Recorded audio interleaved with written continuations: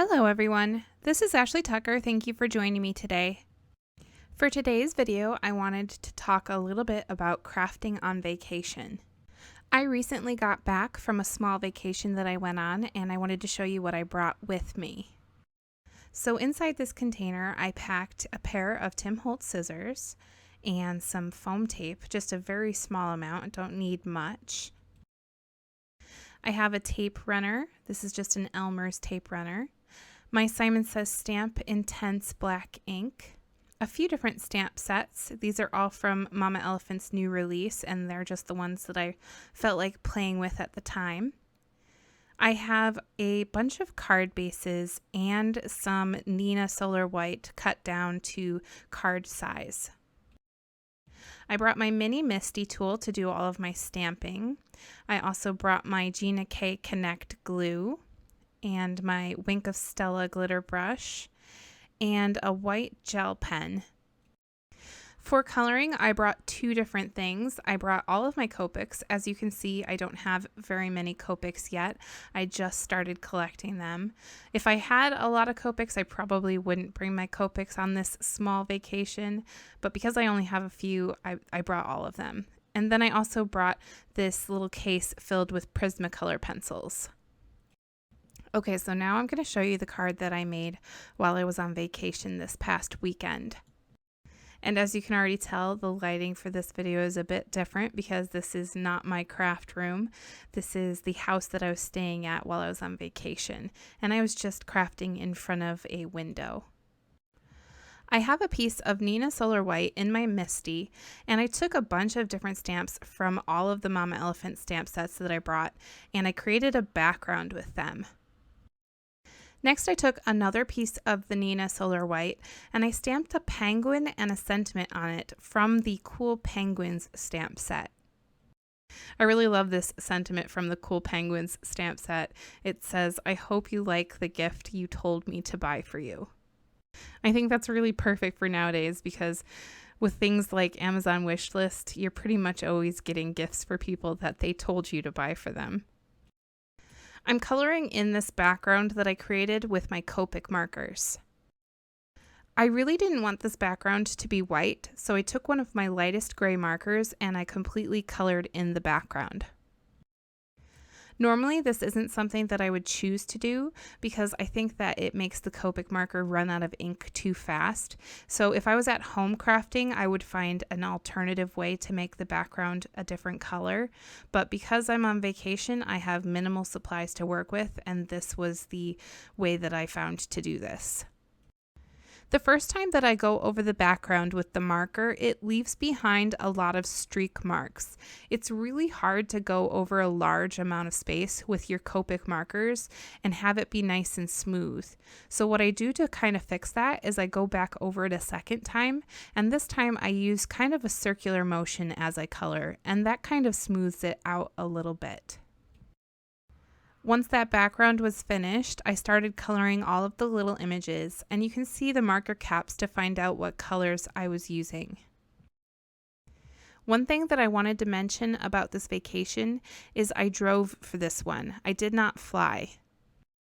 If I needed to fly, I would have probably packed things differently. So this video is only about vacations where you drive to them.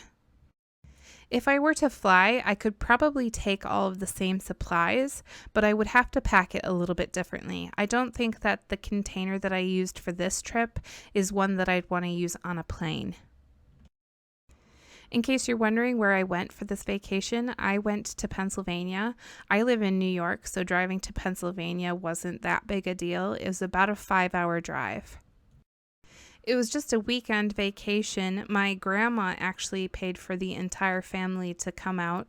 We rented some houses. It was in Amish country, which was really nice. I really enjoyed it. It was really nice waking up in the morning and going out and sitting on the front porch and watching all of the little buggies and horses go by.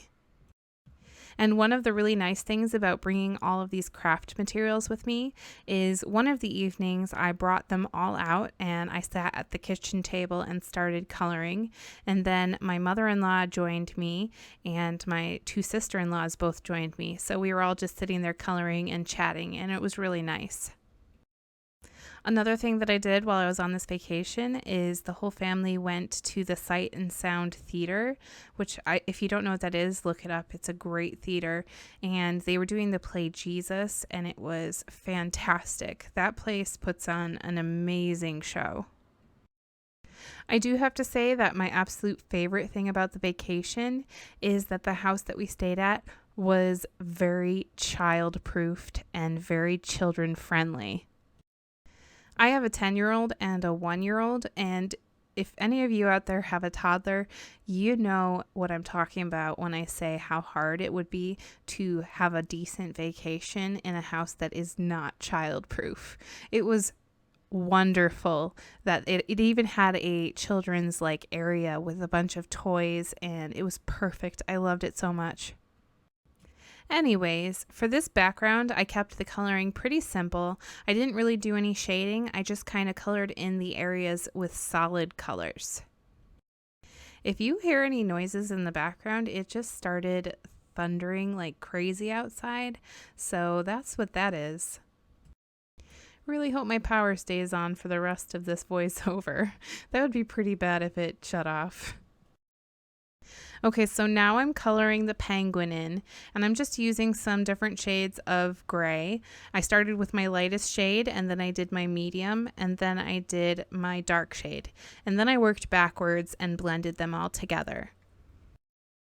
For the white areas on the penguin, I don't want to leave them just plain white, so I took a really light gray marker and I added some shading. The little presents that the penguin is holding, I decided to color those in the same exact colors that I used for the background. I also took the same yellow that I used on the stars in the background, and I colored in the scarf. I fussy cut the penguin out with some scissors, and then I took one of my red Copic markers and I went over that Nina Solar white paper to create my own red cardstock. Then I took my sentiment and I adhered it to that red cardstock, and I used my scissors to cut that out. And I just went really slow so that I could keep those lines nice and straight. Alright, so now I'm going to start putting this card together. So I took the background that I created and I added a bunch of adhesive to the back, and then I glued it onto an A2 size card base. I used some foam tape to adhere my sentiment, and as you can see, I had the penguin on the card already, but I decided I didn't like it directly on the card. I thought that the background and the penguin were kind of clashing, so I needed something to break them up. So I pulled that penguin off, and I started to create a square. Because I was on vacation, I did not have a paper trimmer or a ruler with me, so I used my Misty tool and the grid paper that's in it to make sure that I could get a nice even square, and then I used another piece of paper as a straight edge. Once I had those lines drawn, I used my scissors and I cut out the square, and again I went really slow so that I could keep this square nice and straight and even. I decided that I wanted a border around this square, but I really didn't want to make another square, so instead I'm just going to draw the border directly on this square. I used a piece of paper as a straight edge and one of my gray Prismacolor pencils to kind of map out that border, and then after I finished drawing in the border, I took one of my gray Copic markers and I filled it in. I popped up that square onto my card with some foam tape, and I decided to place it like a diamond. Next, I placed my penguin on the diamond, and that penguin already had the foam tape on it from when I adhered it earlier.